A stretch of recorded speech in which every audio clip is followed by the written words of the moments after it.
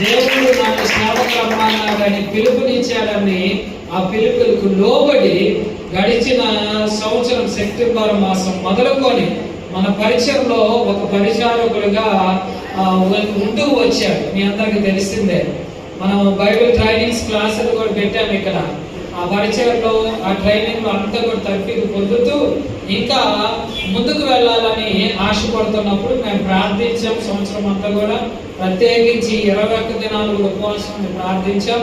వారు మరి పరిచయం చేయడానికి సువార్థికులుగా ఉండటానికి ఇష్టపడ్డారు కనుక ఈరోజు మరి ఉన్న దైవ సేవకులు అందరూ కూడా కలిసి ప్రార్థిస్తాం. ఈ దినం నుంచి సహోదరుడైన అనిల్ గారు మన మధ్యలో మన సంఘము తరపున ఒక సువార్థికుడిగా పంపుతున్నాం. దేనికి మొట్టమొదటిగా సువార్థికులు వారుగా పుట్టరు.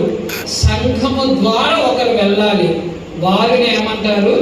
సువార్థికులు అంటారు. సంఘము పంపించాలి సువార్త చెప్పడానికి. సువార్త అంటే ఏంటంటే 2 ముక్కలు చెప్పి ప్రార్థన చేస్తారు ఎక్కువ.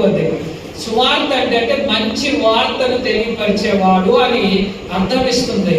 ఆ మంచి వార్త ఏంటంటే మనము పాపులమై ఉండగా మన పాప క్షమాపణ కొరకై యేసుక్రీస్తు వారి లోకానికి వచ్చి ఆయన సశరీరుడిగా జీవించి ఆయన 33 సంవత్సరాలు జీవించిన కాలంలో నీ కొరకు నా కొరకు నీ పాప విమోచన కొరకు మరణించి సమాధి చేయబడి 3వ దినాన్ని తిరిగి లేపబడాడు. దాని యొక్క విశ్వాసం చేత మనకు మోక్షము దొరుకుతుంది, మనకు దేవుని రాజ్యము దొరుకుతున్నది అని చెప్పటమే సువార్త.